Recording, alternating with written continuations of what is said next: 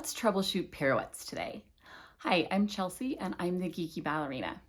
So, if you're having trouble with pirouettes, the first thing to ask yourself is, how am I breathing? And often you're gonna find that, oh, oops, you forgot, you're holding your breath.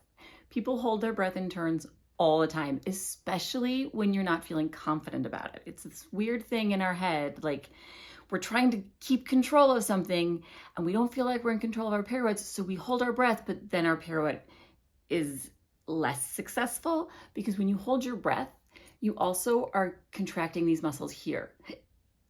And you need those. You need these to spot your head. So if you're ever struggling with a pirouette or any kind of turn, the first question to ask yourself is, how am I breathing? If you're sure that you are breathing, good job. I love that. Let's go ahead and start playing with how you're breathing. Experiment with, do you prefer to inhale throughout the turn or do you prefer to exhale throughout the turn? If you are finding yourself hopping through your turns, I suggest that you start with exhaling. It tends to help engage the core. It tends to help people imagine that pressing down into the floor. It is often very helpful.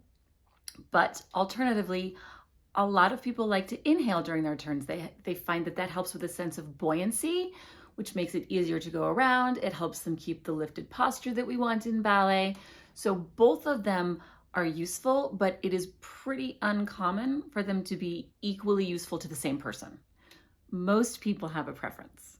Once you know how you like to breathe during your turn, you do need to work backwards to make sure you've done the opposite action on your preparation.